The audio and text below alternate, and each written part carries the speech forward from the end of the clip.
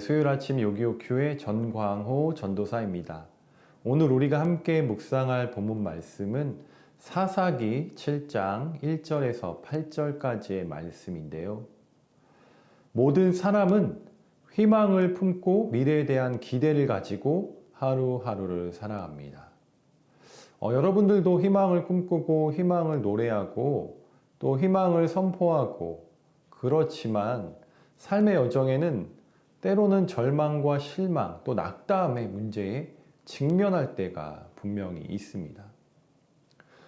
희망 고문이라는 말이 있는데요.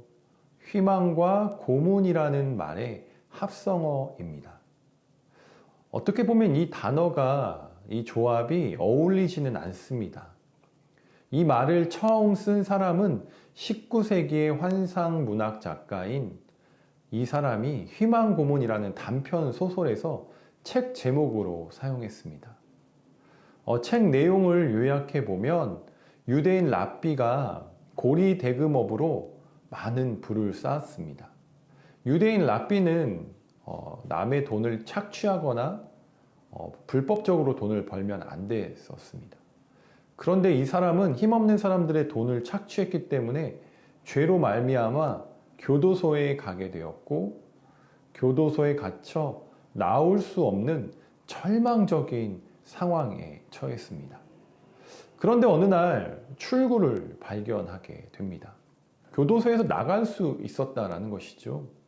절망과 좌절 가운데 있어서 모든 것을 포기했지만 그는 출구를 본 순간 새로운 삶의 욕구가 생겨나기 시작했고 드디어 마침내 감옥의 문을 빠져나온 순간 할렐루야를 외쳤습니다. 그러나 그 순간 누군가 그의 목덜미를 잡았는데요. 바로 간수장이었습니다. 간수장이 이 사람을 더 괴롭게 하기 위해서, 힘들게 하기 위해서 이런 고문을 하였던 것이었는데요. 여기서 바로 희망 고문이라는 말이 생겼습니다. 오늘 본문 말씀을 보면서 상식적으로 기드온이 이끄는 이스라엘 군대가 미디안 군대를 이길 수 있으리라 생각할 수가 없습니다.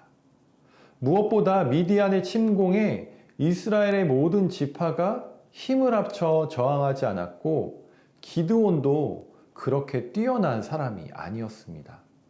또 이스라엘 군대가 잘 훈련된 정예병도 아니었습니다. 그러나 하나님께서는 오히려 이들의 두려움이 극대화되고 패배도 확실해질 법한 이야기들을 하셨습니다.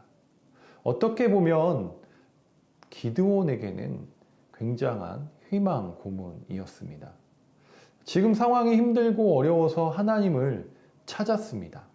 그런데 하나님께서는 소망을 주시기보다는 절망으로 몰아가는 것처럼 보이기 때문입니다.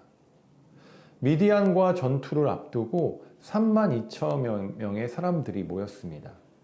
그러나 하나님께서는 이 사람의 수가 너무 많다고 돌려보내시려고 합니다. 그래서 혹여나 전쟁에 어려움이 있고 전쟁에 두려움이 있고 죽을까봐 걱정하는 사람들은 돌아가라고 했습니다. 그랬더니 무려 22,000명, 3분의 2가 집으로 돌아가게 됩니다. 1만 명의 병사가 아직 남아있지만 하나님께서는 이 수도 아직 많다고 말씀하십니다. 그래서 한 번 더 물 먹는 방법을 통해서 하나님은 사람들을 분류하시고 이 많은 사람들 속에서 딱 300명만 남겨서 나머지는 집으로 돌려보내시고 300명의 용사와 기드온이 함께 이제 전쟁을 하게 됩니다. 그래서 여기서 바로 기드온의 300용사라는 말이 나오게 되었는데요.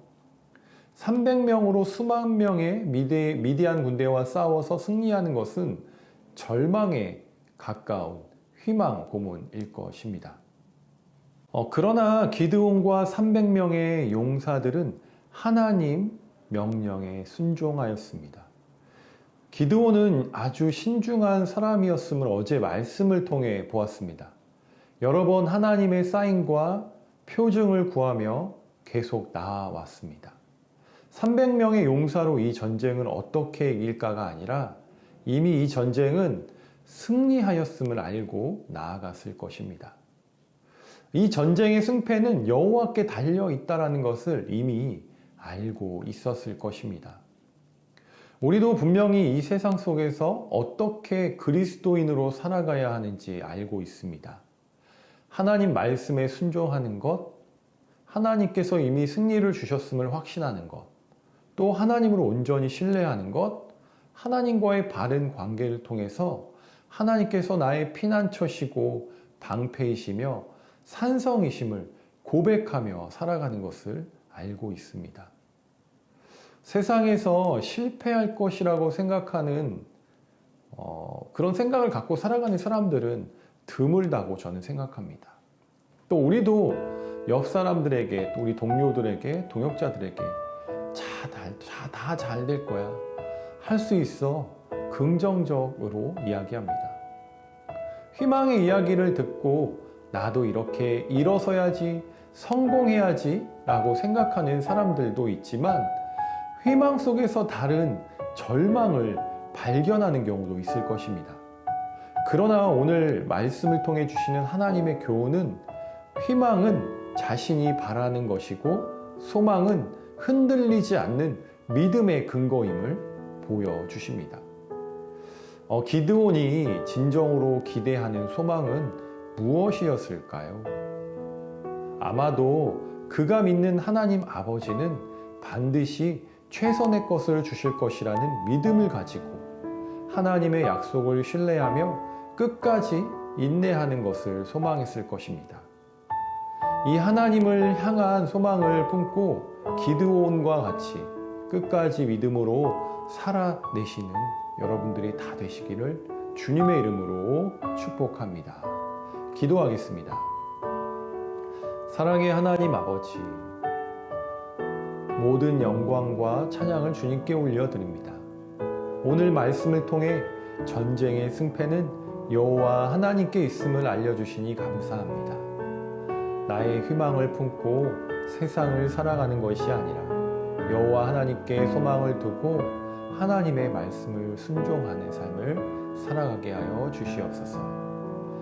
우리가 그래서 희망 고문을 당하며 살아가는 것이 아니라 예수 그리스도의 소망과 사랑 안에서 그의 풍성하신 긍휼을 힘입어 살아가는 우리 모두 다 되게 하여 주시옵소서. 감사드리며 존귀하신 예수님 이름으로 기도드립니다. 아멘. 네, 여러분 또 내일 뵙겠습니다. 요한.